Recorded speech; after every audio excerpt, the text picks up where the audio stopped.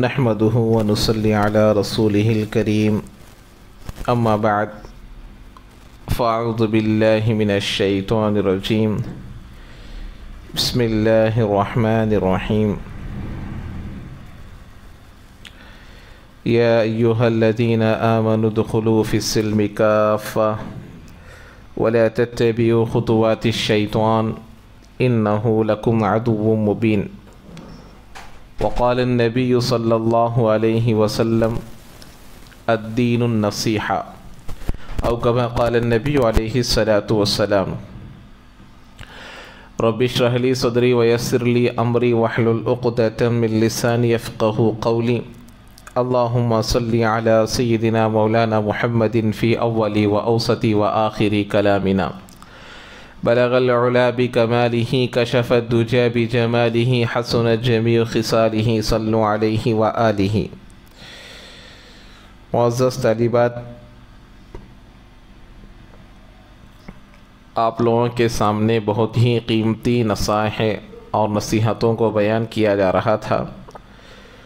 اس میں سے پہلی 3 چیزیں یہ بیان کی گئی تھی کہ 3 چیزوں کو کبھی چھوٹا نہیں سمجھنا، جس پہ مرض ہے، قرض ہے اور فرض ہے. پھر 3 چیزوں کو کبھی نہیں ٹھکرانا چاہیے، دعوت ہے، تحفہ ہے اور مشورہ ہے. اور 3 چیزوں کو اپنانا ہے دل سے. صبر، آئی ہوئی مصیبتوں پر صبر کرنا، ملی ہوئی نعمتوں کا شکر کرنا اور رزق حلال کو اپنانا. 3 چیزوں کو اپنانا ہے: صبر کو زندگی میں لانا، شکر کو زندگی میں لانا اور رزق حلال کو زندگی میں لانا. اللہ کے نبی علیہ الصلاۃ والسلام نے خود فرمایا قلب ذاکر، لسان ذاکر، قلب شاکر. یہ 2 چیزیں اللہ کے نبی خود بیان کیے ہیں. حدیث پاک میں آتا ہے اللہ کے نبی نے فرمایا کہ ایسی زبان جو ذکر کرنے والی ہو، ایسا دل جو شکر ادا کرنے والا ہو. تو اسی لیے صبر بھی رہنا، شکر بھی رہنا اور رزق حلال بھی رہنا. حرام کا لقمہ اگر ہم کھائیں گے تو ہماری عبادتیں بھی قبول نہیں ہوں گی اور ہماری نمازیں، ہمارا روزہ، ہماری پوری عبادتیں قبول نہیں ہوں گی. اسی لیے رزق حلال کا کھانا، رزق حلال کو طلب کرنا بہت ضروری ہے. اب 9 چیزیں ہو گئی، 9 چیزوں کو بیان کر دیا ہوں. اب اس کے بعد کی 3 چیزوں کو سنیے. وہ 3 چیزیں یہ ہیں کہ ان کو ہمیشہ یاد رکھنا. ایسا تو پوری چیزیں یاد رکھنا ہے لیکن ان 3 چیزوں کو خاص طور پر یاد رکھنا ہے. نمبر 1، نصیحت. اللہ نے خود قرآن میں فرمایا وَذَكِّرْ فَإِنَّ الذِّكْرَى تَنْفَعُ الْمُؤْمِنِينَ، کہ تم آپس میں نصیحتیں کیا کرو. وَذَكِّرْ، تم نصیحت کرو. فَإِنَّ الذِّكْرَى تَنْفَعُ الْمُؤْمِنِينَ، مسلمانوں کو، مومنین کو آپس میں نصیحت کرنا یہ نفع بخش ہے، فائدہ مند ہے. تو آپس میں نصیحتیں کرنا، آپس میں خیر خواہی کی باتیں کرنا، آپس میں دین کی باتیں کرنا، آپس میں نیکی کی بات کرنا، آپس میں اچھی بات کرنا، تو یہ مومنین کے لیے نصیحتیں ہیں، مومنین کے لیے فائدہ مند ہے. تو اسی لیے کبھی بھی کوئی نصیحت کرے، بھلی بات بتائے، اچھی بات بتائے تو اس بات کو ٹھکرانا نہیں، اس بات کو انکار نہیں کرنا، اس بات کو منع نہیں کرنا. اس کو ہمیشہ یاد رکھنا چاہیے.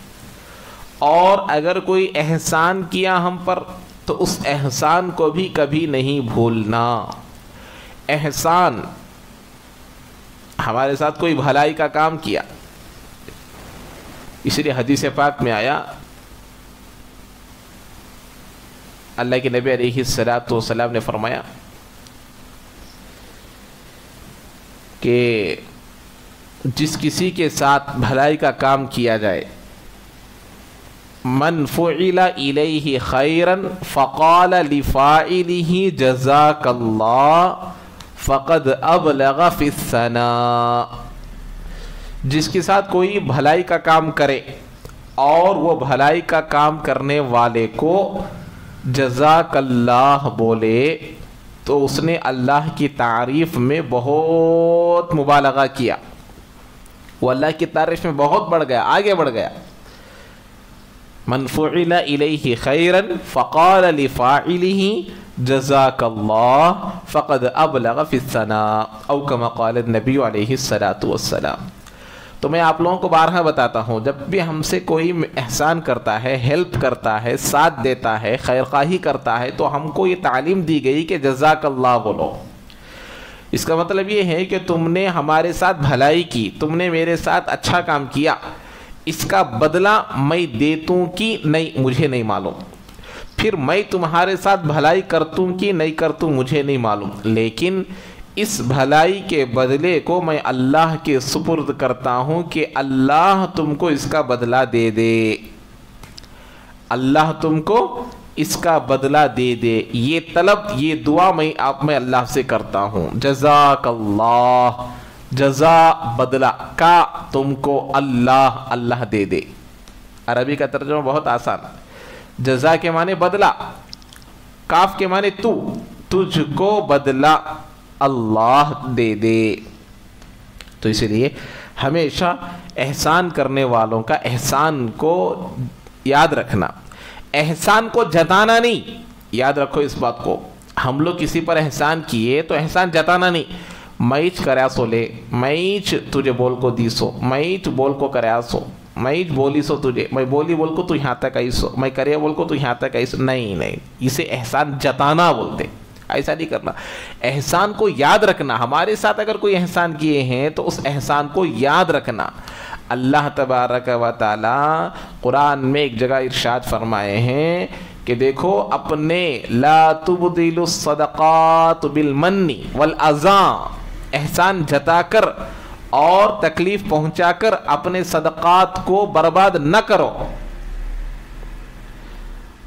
ہمیں کسی کو 1000 روپے دے دیے، دیکھو 1000 بار بولنے کو ہے، میں 1000 روپے دی اسے، میں 1000 روپے دی، میں 1000 روپے دی اسے، میں ساتھ دی اسے، میں ساتھ دی. بیکار. یہ 1000 روپے میں 1 روپے کا بھی فائدہ نہیں. اسے احسان جتانا بولتے. تو احسان جتانا، ہیلپ کرنا اور بھول جانا.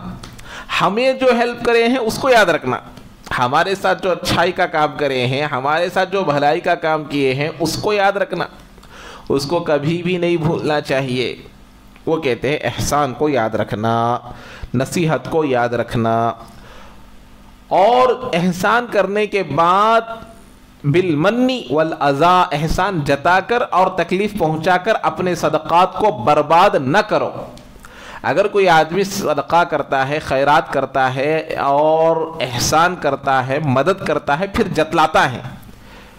جتلاتا ہے تو پھر اس کے احسان کا کوئی ثواب نہیں، کوئی نیکی نہیں، کوئی بدلہ نہیں. اب دنیا میں سب سے بڑے محسن تو وہ اللہ تعالیٰ ہے. محسن حقیقی ہے وہ، منعم حقیقی ہے وہ. اور اس کے بعد میرا اور آپ کے آقا جناب محمد رسول اللہ صلی اللہ علیہ وسلم ہمارے لیے محسن ہے. اور اس کے بعد، ان دونوں کے بعد دنیا میں ہمارے آنے کا جو ذریعہ بنے ہیں ہمارے ماں باپ، وہ ہمارے محسن ہیں، ہمارے خیر خواہ ہیں. وہ ہم کو بچپن سے، پیدا ہونے کے بعد سے، پیدا ہونے سے پہلے ماں باپ ہمارے لیے کتنی محنتیں، کوششیں کیے ہیں، اور ہمارے لیے کتنا صحت کا، علم کا، تعلیم کا، تربیت کا، ہر اعتبار سے ہمارے بارے میں سوچے ہیں اور ہمارے بارے میں فکر مند رہے ہیں. ہمارے بارے میں تکالیفوں کو برداشت کیے، صعوبتوں کو برداشت کیے، آنے والی پریشانیوں کو برداشت کیے، قرضہ کر کر بھی ہم کو پڑھائے، قرضہ کر کر بھی ہم کو کھلائے، خود بھوکے رہ کر بھی ہم کو کھلائے. تو ایسے محسن کے احسانات کو ہم کبھی بھی نہیں بھولانا چاہیے. باہر کے احسانات کو تو یاد رکھتے، لیکن ماں باپ کے احسان کو یاد نہیں رکھتے، تو یہ دھوکے باز ہے. یہ دھوکے باز ہیں جو ماں باپ کے احسان کو یاد نہیں رکھتا، جو ماں کے احسان کو یاد نہیں رکھتا، جو باپ کے احسان کو یاد نہیں رکھتا. باہر کے لوگوں کا احسان تو یاد رہتا، گھر والوں کا احسان یاد نہیں رہتا، تو یہ بھی برا آدمی ہے اور بری عورت ہے. تو اسی لیے ایک تو ہم کو یاد رکھنے کی چیز نصیحت ہے، اور دوسری چیز احسان ہے. تیسری چیز موت کو یاد رکھنا. جن 3 چیزوں کو یاد رکھنا، ایک ہے اس میں سے نصیحت، دوسرا ہے احسان، تیسرا ہے موت۔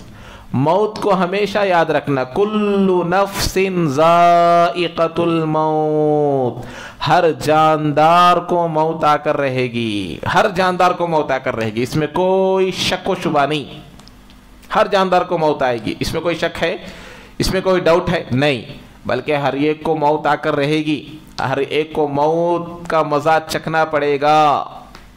تو موت کو ہمیشہ یاد رکھنا، موت کو یاد رکھیں گے گناہوں سے بچنا آسان، موت کو یاد رکھیں گے دین پر چلنا آسان، موت کو یاد رکھیں گے نیکی کرنا آسان، موت کو یاد رکھیں گے اللہ سے ڈرنا آسان، موت کو یاد رکھیں گے نبی علیہ السلام کے سنتوں پر چلنا آسان، موت کو یاد رکھیں گے قرآن کو پڑھنا آسان، موت کو یاد رکھیں گے نمازوں کی پابندی کرنا آسان، موت کو یاد رکھیں گے روزہ رکھنا آسان، موت کو یاد رکھیں گے حج کرنا، زکوٰۃ دینا آسان، موت کو یاد رکھیں گے ہر نیکی کو کرنا آسان، موت کو بھول جائیں گے نماز پڑھنا بھی مشکل، موت کو بھول جائیں گے روزہ رکھنا بھی مشکل، موت کو بھول جائیں گے گناہوں سے بچنا بھی مشکل، موت کو بھول جائیں گے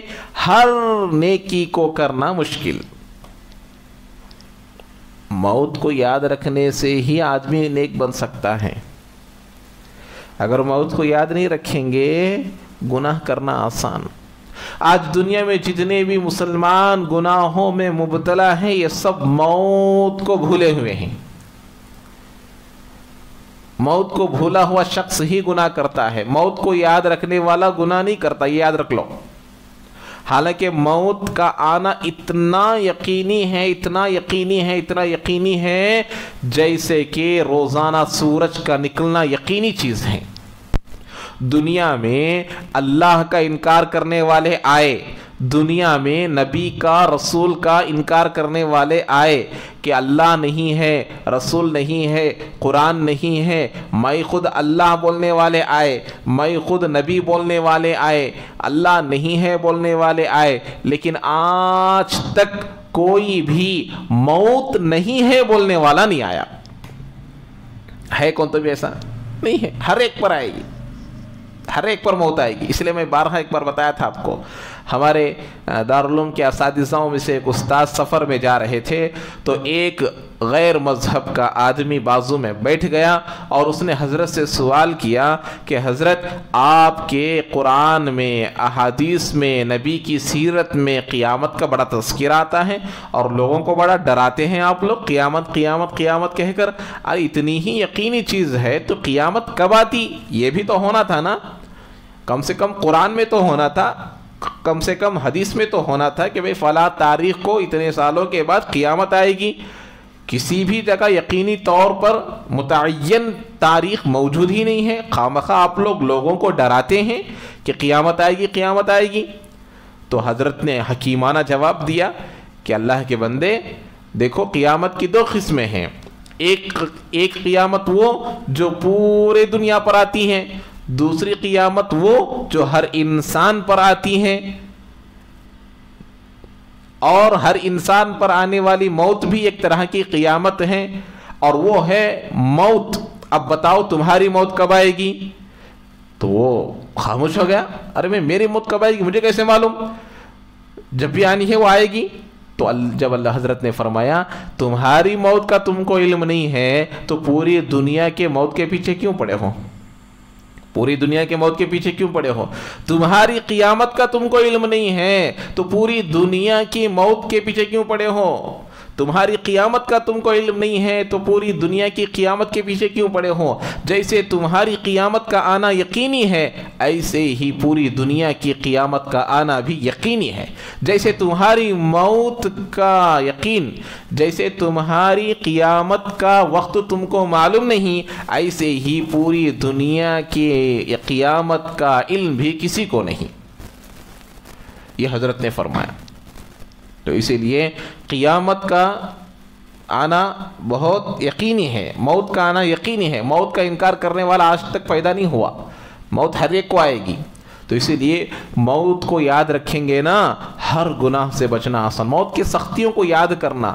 اللہ کے نبی علیہ السلام نے ہم کو دعا سکھلائی ہے، اللہم انی اعوذ بک من غمرات الموت و سکرات الموت، اے اللہ میں تجھ کو موت کے مشکلات سے اور سکرات کی موت سے پناہ مانگتا ہوں۔ آپ لوگوں میں سے کوئی بھی انتقال ہونے کے وقت میں سامنے کھڑیں گے تو معلوم ہوگا کہ بھئی میں جان کیسی جاتی ہے، موت کیسے جاتی ہے۔ بہرحال یہ تمام چیزیں بتانے کی وجہ یہ ہے کہ ہم بھی اس کو یاد رکھ کر نیک بنے، اسی لیے ان کا تذکرہ ہوتا ہے، باقی کوئی اور مقصد نہیں ہے۔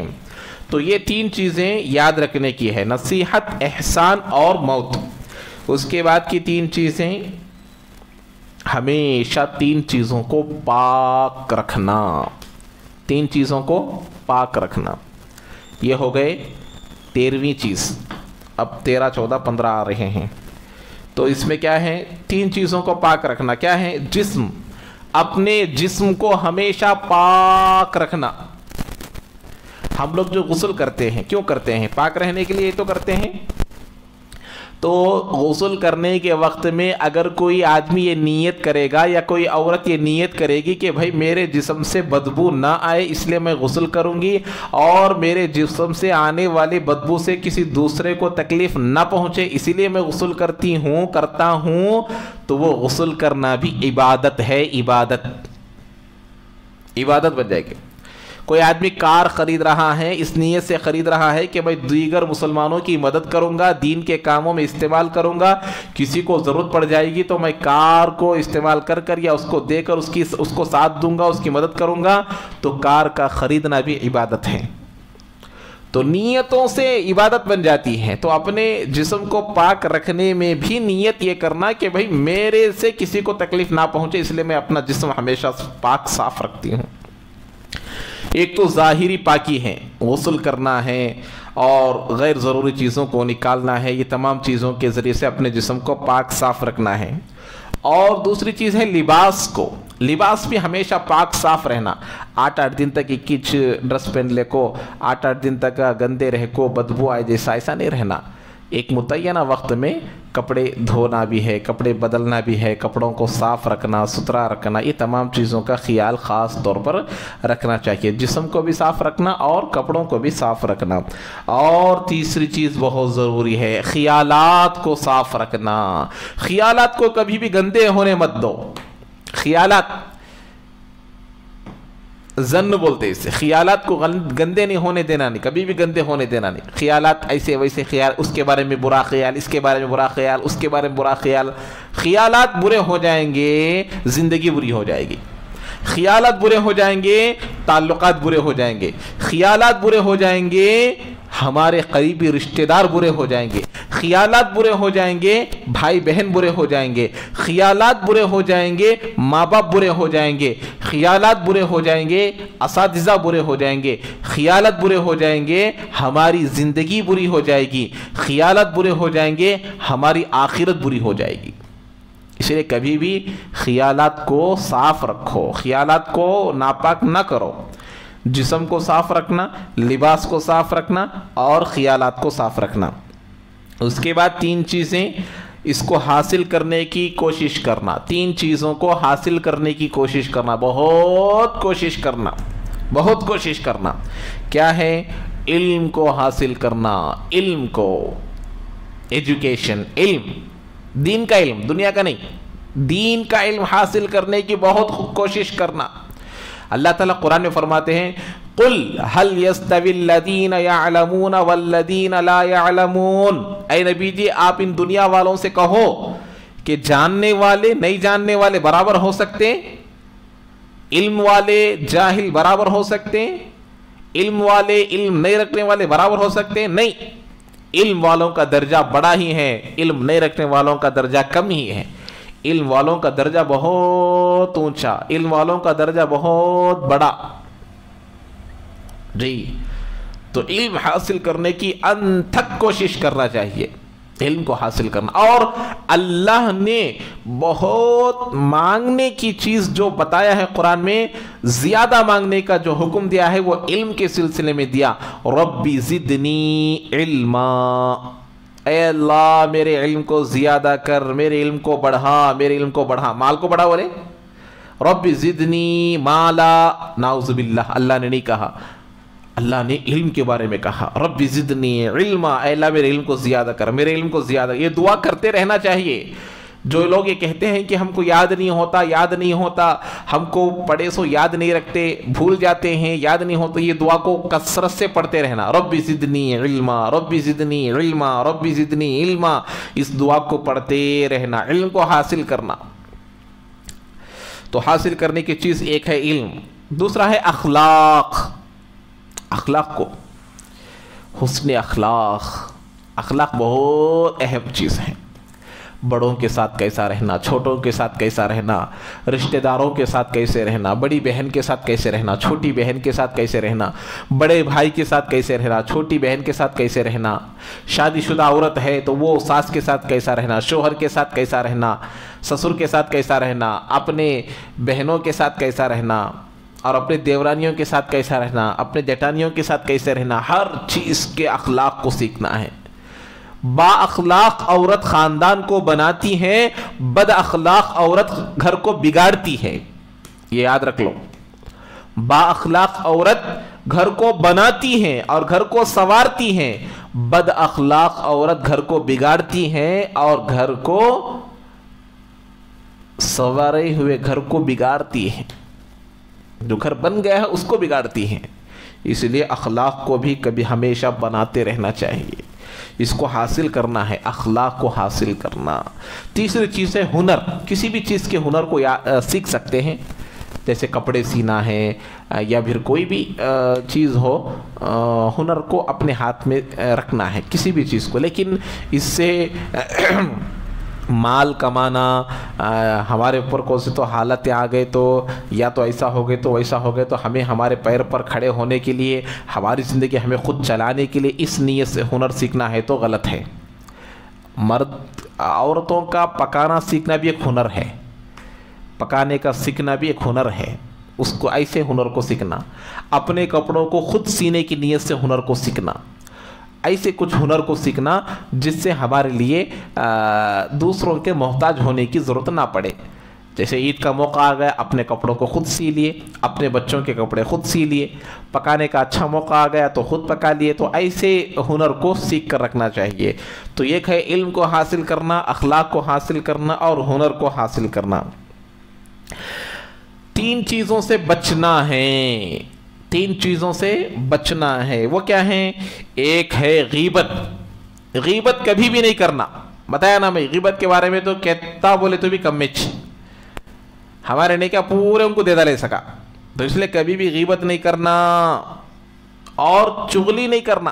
غیبت تو وہ ہے کہ 2-3 لوگ مل کو 900 آدمی کے بارے میں بولنا، وہ آدمی ایسا، وہ عورت ایسی، وہ بچی ایسی، ایسا ویسا ویسا ویسا بالکل بات کر لینا. چغلی بولے تو ادھر کا ادھر، ادھر کا ادھر، نیوز پیپر. چغلی نہیں کرنا. اور تیسری چیز ہے حسد. 3 چیزوں سے بچنا، غیبت سے بچنا، چغلی سے بچنا، حسد سے بچنا. یہ ہے دل کی بیماریاں. دل خراب ہے تو دل میں یہ چیزیں پیدا ہوتے. چغلی کرنے کی عادت پیدا ہوتی، غیبت کرنے کی عادت پیدا ہوتی، حسد کرنے کی عادت پیدا ہوتی. غیبت بہت معلوم ہوا نہیں، کسی بھی ایک ایسے عورت یا لڑکی یا مرد کے بارے میں بات کرنا جو یہاں پر نہیں ہے، ہمارے پاس نہیں ہے انہیں، اس کے بارے میں ہمیں باتیں کر لے کو ہے، اسے بولتے غیبت. چغلی بولے تو نیوز پیپر، یہاں سے یہاں کے بات وہاں لے جا کو بولنے کا، وہاں کے باتیں یہاں لا کو بولنے کا، دونوں میں دشمنی پیدا کرنا، چغل خوری. حسد. حسد کا کیا مطلب؟ حسد کیا معلوم؟ کسی کی نعمت کو دیکھ کر جلنا، اس کی نعمت ختم ہو جانا بالکل. جیسے مثال کے طور پر ہمارے بازو گھر والے کار لے کو آئے، اب وہ کار کو دیکھ کو خوش ہونا مومن کی علامت. اس کار کو دیکھ کو کیا بولنا؟ مجھے یہ کار ملیں دے نہیں ملیں دے، اس کا ہے سو کار ختم ہو جانا، وہ خراب ہو جانا، وہ چلے جانا، یہ بولنا حسد ہے. علم ہے، علم کو دیکھ کو حسد کر رہے، یہ ایسے چیزوں کو دیکھ کر، ان چیزوں کو دیکھ کر حسد نہیں کرنا۔ البتہ دو چیزوں میں حسد جائز ہے، ایک علم نے، ایک مال میں۔ اللہ نے کسی کو بہت علم دیا، وہ دین کا کام کر رہا، تو اسے حسد کر سکتے، اللہ اسے جیسا دیا مجھے بھی دے، اللہ مجھے بھی اللہ دینا ہے، مجھے بھی اللہ دینا، حسد کر سکتے۔ مال دیا، ایک بندہ اللہ کے راستے بہت مال خرچ کرتا ہے، تو اس میں حسد کر سکتے کہ اللہ مجھے بھی اگر مال دیا تو میں بھی ایسا خرچ کرتا ہوں، بلکہ حسد کر سکتے، حسرت کی نگاہ سے دیکھ سکتے ہیں۔ لیکن دوسری چیزوں میں حسد جائز نہیں۔ کسی گھر اچھا ہے، حسد کا مطلب کیا معلوم؟ اس کے پاس ہے سو نعمت ختم ہو جانا، مجھے ملیں دے نہیں ملیں دے، مجھے ملیں دے نہیں ملیں دے۔ تو ہمیں کیا کرنا؟ جب کسی کو نعمتیں مل گئی تو خوش ہونا، اللہ تبارک اضحک اللہ سنک کہنا، اللہ تجھ کو ہمیشہ ہنستے ہوا رکھ تو بولنا، اس لیے کہ ہم دوسروں کو جو دعائیں دیتے ہیں فرشتے ہم کو وہ دعائیں دیتے ہیں، ہم دوسروں کو جو دعائیں دیتے ہیں فرشتے ہم کو وہ دعائیں دیتے ہیں کہ اے اللہ یہ دوسروں کی اچھائی کے لیے دعا کر رہا، ہم اس کی اچھائی کے لیے دعا کرتے بولتے۔ جب ہمیں دوسروں کو بد دعا دیتے، دوسروں کے بارے میں حسد کرتے، تو فرشتے ہمارے بارے میں ایسا کرتے۔ اسی لیے حسد کرنے والے آگے بڑھتے نہیں، دشمنی کرنے والے آگے بڑھتے نہیں، غیبت کرنے والے آگے بڑھتے نہیں، چغل خوری کرنے والے آگے بڑھتے نہیں۔ کیوں؟ فرشتے ان کے واسطے یہ کام کرتے رہتے، ہمیں دوسروں کو جو کام کرتے وہ ہمارے لیے کرتے۔ اس لیے اگر کسی کو اچھی نعمتیں مل رہی تو ہم کیا بولنا؟ اے اللہ تو اس کو کار دلانے پر قادر ہے تو مجھے بھی کار دلانے پر تو قادر ہے۔ اے اللہ میں لوگوں سے نہیں مانگتا، لوگوں کے پاس ہاتھ نہیں پھیلاتا، میں آپ ہی سے پوچھتا ہوں، آپ ہی مجھے دیجئے۔ اس طریقے سے اللہ سے مانگنا۔ جب ہم اللہ سے اس طریقے سے مانگیں گے اللہ تبارک و تعالی عطا کریں گے۔ یہ ہم کو سمجھنے کی بات ہے۔ تو حسد کبھی بھی نہیں کرنا، حسد سے کوئی فائدہ نہیں۔ ہم لوگ اللہ سے مانگنا ہے، اللہ سے ہم جتنا مانگیں گے، اللہ سے جتنا ہم طلب کریں گے، اتنا اللہ تبارک و تعالی ہم کو دیں گے۔ تو اسی لیے حسد بہت بری چیز ہے۔ ان تین چیزوں سے خاص طور پر ہمیشہ بچتے رہنا چاہیے۔ ایک ہے غیبت، دوسری ہے چغل خوری، اور تیسری ہے حسد۔ حسد سے کوئی فائدہ نہیں۔ اللہ سے مانگنا کہ اللہ تو فلاں آدمی کو اچھا گھر دیا ہے، اچھی کار دیا ہے، تو ہم حسد نہیں کرتے بلکہ تو ہم کو بھی دے، اللہ سے اس طریقے سے مانگ سکتے ہیں۔ اور تین چیزوں کو قابو میں رکھنا، تین چیزوں کو کیا کرنا؟ ہمیشہ قابو میں رکھنا، کنٹرول میں رکھنا۔ ایک ہے زبان کو، زبان ہمیشہ کنٹرول میں رہنا۔ زبان کو ہڈی نہیں ہے، ہڈی نہیں سو چیز کنٹرول میں نہیں رہتی۔ اب ہمارے انگلیوں کو ہڈی ہے، ہمیں جیسا ہونا ویسا فولڈ کرتے، ہاتھ کو فولڈ کرتے، پیر کو فولڈ کرتے۔ زبان کو ہڈی نہیں ہے تو کیسا بولے ویسا چلتی۔ صبح میں پورے جسم کے اعضاء اسے پناہ مانگتے، اے زبان تو اچھی ہے تو ہمیں اچھے، تو بگڑ گئی تو ہمیں بگڑ جاتے۔ زبان کرے سو غلطی سو پورا جسم سزا پاتا۔ جانے والے آدمی کو گالیاں دیا، اے دیوانے، اے نالائق، اے گدھے بول کو گالیاں دے ڈالا۔ اب بولی سو کون؟ زبان۔ مارا کھا رہا سو سر مار کھاتا، ہاتھ ٹوٹ جاتا، پیر ٹوٹ جاتا، جسم پورا سزا پاتا۔ اس لیے کبھی بھی تین چیزوں کو کنٹرول رکھنا، اپنی زبان کو کنٹرول میں رکھنا۔ دوسرا ہے، اچھا زبان ایک ایسی چیز ہے جب اس کو بولیں گے ایک جملے سے بندہ جنت کے قریب ہو جاتا، بسا اوقات ایک جملے سے بندہ جہنم کے قریب ہو جاتا۔ اس لیے ہمیشہ زبان کو کنٹرول میں رکھنا، جو بولنا وہ بولنا، جو نہیں بولنا وہ نہیں بولنا۔ اسی لیے بولنے سے پہلے تولنا، تول کو بولنا کہ بھئی کون سی چیز بولنا ہے، کون سی چیز نہیں بولنا، بول کو تول کو بولنا ہے، تولے بغیر نہیں بولنا۔ بولنے کے بعد افسوس نہیں کرنا، میں یہ بات نہیں بولے تو اچھا رہتا تھا نا، ارے یہ بات نہیں بولے تو اچھا نہیں۔ بولنے سے پہلے سوچو کہ یہ بات بولنا ہے نہیں بولنا ہے۔ اس سے کیا ہوتا؟